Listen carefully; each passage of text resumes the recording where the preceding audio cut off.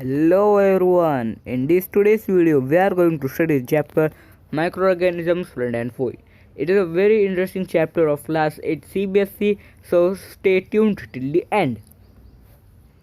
So here are some microorganisms you can see on your screen. Microorganisms are also known as microbes. They are very small organisms which cannot be seen with the naked eye. They may be unicellular or multicellular. There are two types of microorganisms. They can be unicellular as well as multicellular. They may exist alone like amoeba or in colonies like fungi and bacteria.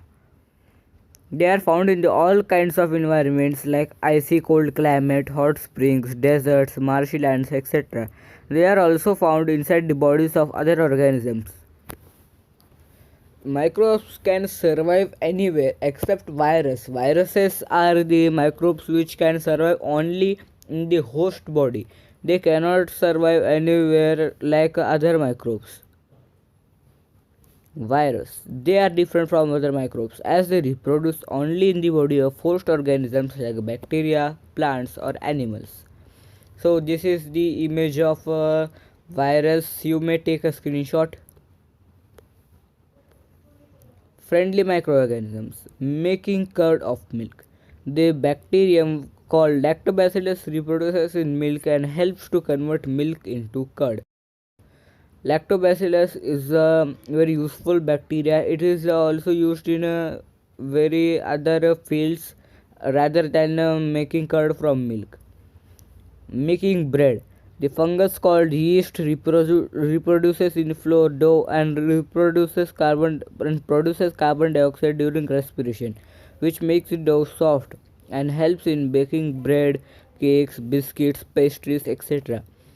So when yeast, this fungus reproduces in flour, the flour rises because it releases carbon dioxide during respiring anaerobically. Okay, so keep this point in your mind. Making alcohol. Yeast is also used for commercial production of alcohol and wine. The fungus called yeast reproduces in sugar solution and converts it into alcohol. This process is called fermentation. Louis Pasteur discovered fermentation in 1857. Making medicines. Some bacteria and fungi are used to make medicines which kill or stop the growth of disease causing microorganisms. Such medicines are called antibiotics. Antibiotics kill the microorganisms or stop their growth. They are found in medical stores. Okay, so here are some precautions which you should take while consuming antibiotics. First is that you should take antibiotics only on the recommendation of a well certified doctor. You should not take antibiotics on overdoses as it may reduce the effect of the medicine when you need it in the future. Okay, so here are some disadvantages of taking antibiotics that you should follow while taking antibiotics. Examples of some commonly known antibiotics are streptomycin, tetracycline and erythromycin. Okay, so now we are going to study another thing, which is increasing soil fertility. Some bacteria and blue-green algae are able to fix nitrogen from the atmosphere to enrich soil with nitrogen and increase its fertility. These microbes are called biological nitrogen fixers. Cleaning the environment. Microorganisms decompose dead organic waste of plants and animals and convert them into simple substances which are again used by other plants and animals. The common examples of animals which help in cleaning the environment is earthworm. Okay, and the bacteria which increase soil fertility.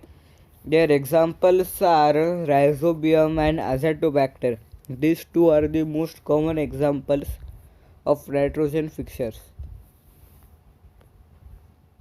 Harmful microorganisms. Some microorganisms cause diseases in plants and animals. Such disease causing microorganisms are called pathogens. Some microorganisms grow in food substances and produce toxic substances and makes the food poisonous. Food poisoning causes illness and even death.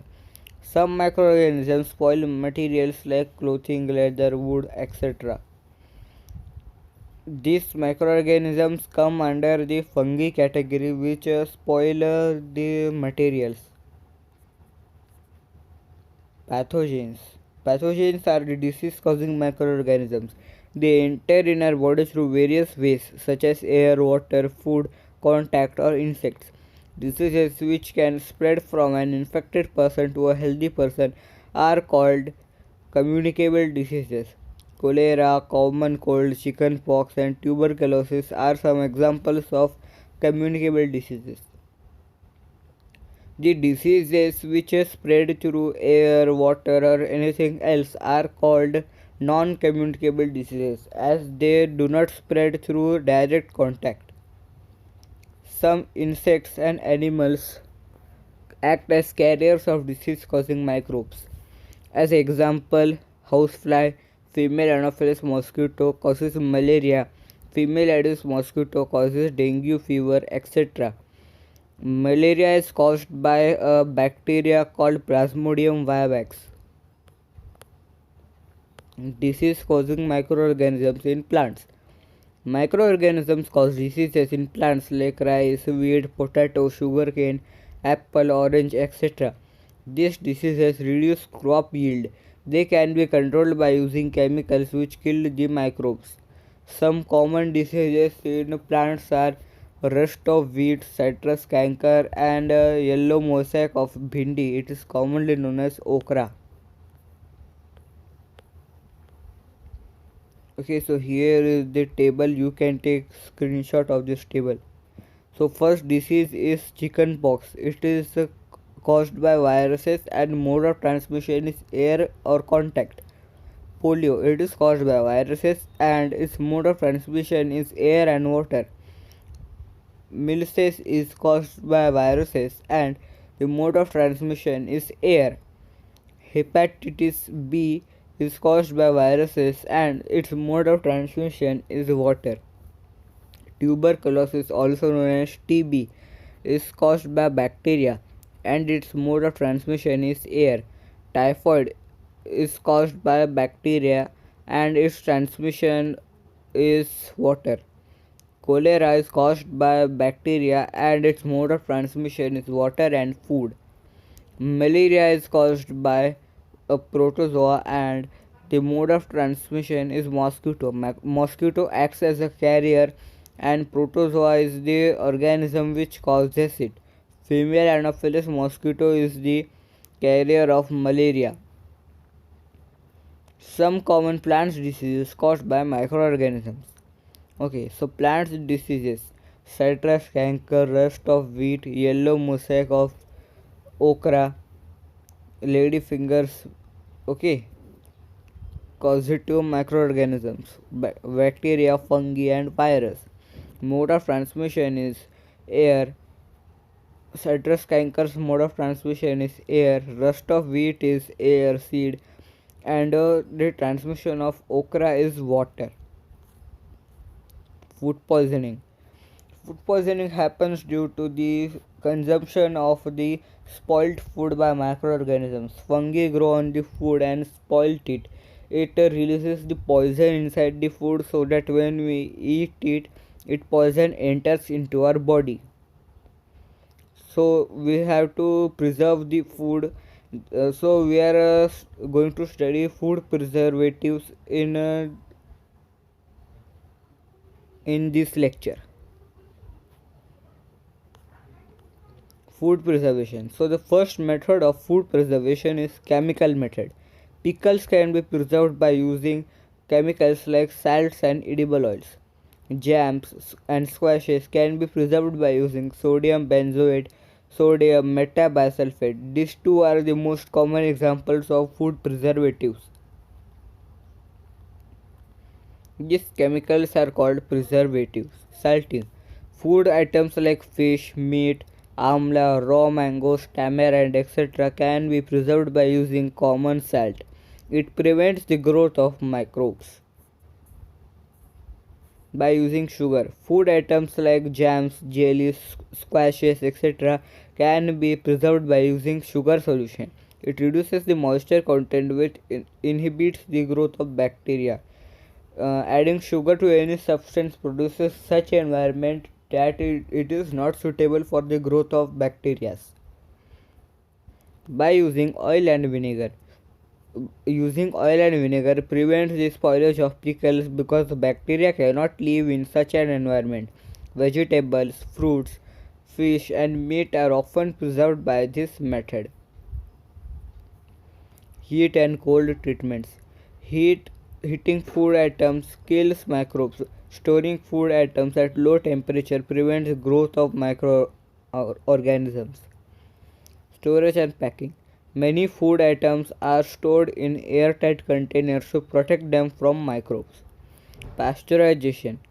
The process of heating milk to about 70 degrees Celsius for 15 to 30 seconds and then suddenly chilling it to prevent the growth of microbes. This process was discovered by Louis Pasteur. Pasteurization. The process of heating milk to about 70 degrees Celsius for 15 to 30 seconds or more. Then we have to chill it suddenly so that the growth of microorganisms is stopped or they are killed. So the another topic is biostorage and packing. Many food items are stored in airtight containers to protect them from microbes. Storing in airtight containers do not allow the bacteria to enter into it and spoil the food. So our last topic of this video is nitrogen cycle. The nitrogen cycle in the atmosphere is converted into nitrogen compounds in the soil by nitrogen fixing bacteria and blue-green algae. Lightning also converted into nitrogen compounds in the soil. Nitrogen compounds in the soil is used by plants for the synthesis of proteins and other compounds. Animals feeding on plants get these proteins and other compounds. When plants and animals die, bacteria and fungi in the soil converts the nitrogenous waste into nitrogen compounds in the soil, which are again used by the plants. Some other compounds in the soil which are again used by plants.